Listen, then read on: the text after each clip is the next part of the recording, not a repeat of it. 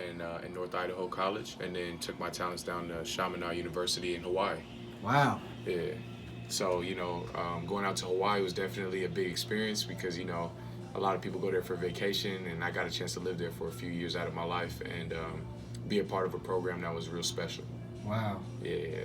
Can we talk about, because there's a lot of kids out there, and they're like really they're excited about basketball. Of course. The NBA is at probably its all time, even though that Klay Thompson injury and what just happened in the NBA Finals, and yeah, it was great that I'm glad that they won. Kawhi Leonard is the man, but it wasn't as spectacular, right? Yeah. What is it that basketball intrigued you at a young age, and you said, "Wow, if I could play like this person," or what was it that you were like, "Oh, man." Yeah, no, I know everybody has that moment. I think at the start it was more just I knew my mom played, and I had that genuine love already.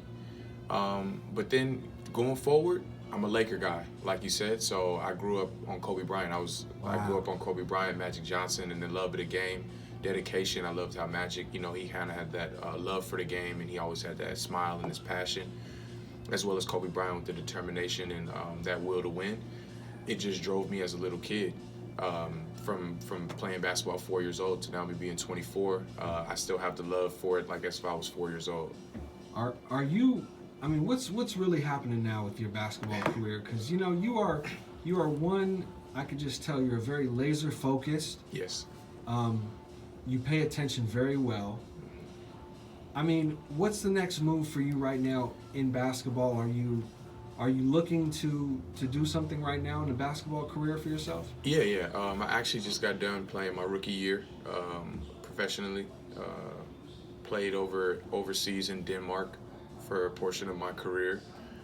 Had 3 workouts with NBA teams, the Philadelphia 76ers, Milwaukee Bucks, and the Los Angeles Lakers for their G League, their development team.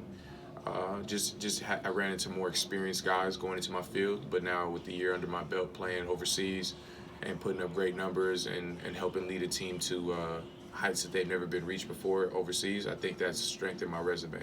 Wow. So this is it. I mean, you really, now you're going for it. This is your time. Absolutely. I mean, wow. I plan on being in this game until the wheels fall off, So a lot of players that I idolize, they play till their late 30s, and right now I'm in my early to mid 20s, so I'm looking to keep going until the wheels fall off.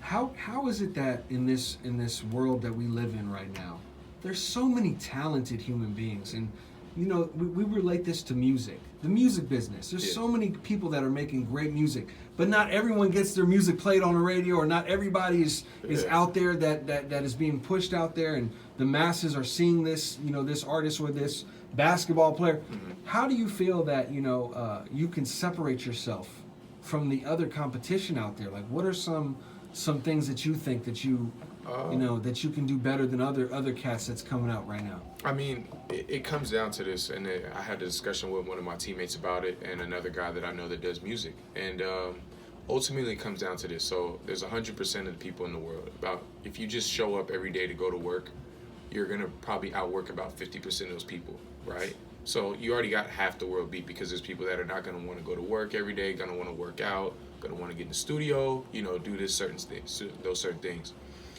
Going in there and actually taking it very serious when you work, not BSing, playing around, you're gonna outwork a lot of other people, about 40% or more people. So now you cut out 90% of the world.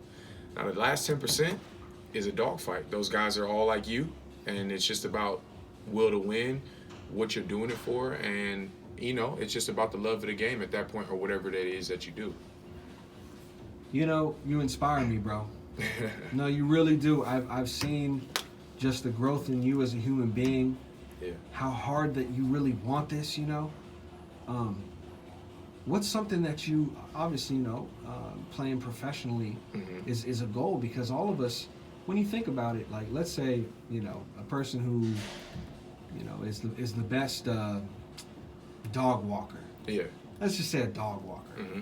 he gonna put in those miles. Absolutely. He gonna walk as many dogs because he is the professional dog walker. Absolutely. You know, aside from putting in the miles, mentally, how, like, what kind of information could you give to a kid who's growing up? Maybe, you know, he been through it. Maybe he grew up in the inner city. Maybe he, you know, didn't have the most fortunate with his family, and maybe he was an orphan. I don't know, you know? Yeah, absolutely. What can you tell, you know, that kid out there who's like, man, like mentally right now, it's so tough for me to just push through. Like, give him some inspirational words for that cat who's having a rough time mentally. And, man, you know?